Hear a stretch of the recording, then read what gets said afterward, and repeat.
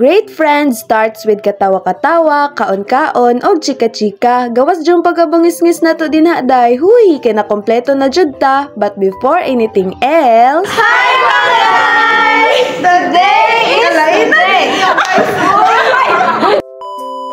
Hi mga guys! Today is the day!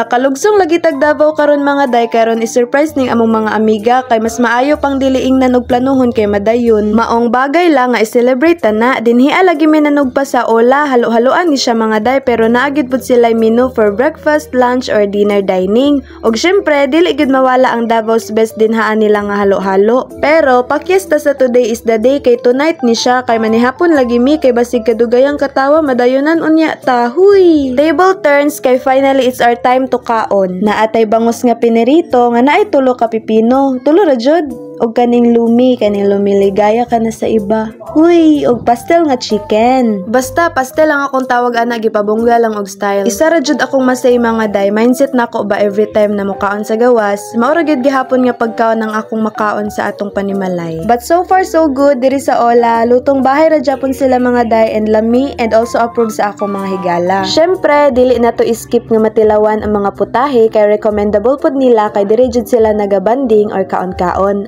Akong gitilawan din ha ang mga day kay patok kay sa panglasa ug mabusog jud ka kay dili magpasmo-pasmo day. Huy, mapapa left no crumbs ka na lang kay 10 out of 10 jud ang akong rate nila dinhi. After eating na pud I talk with Boy Abunda ang nahitabo ka interview kaayo.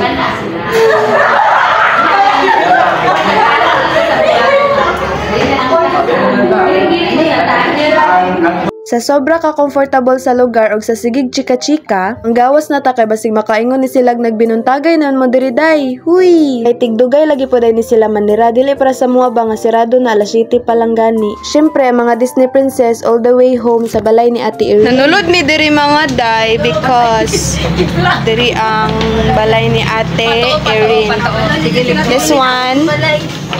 O tapos Sige, makakita ka sa gate mo na naira.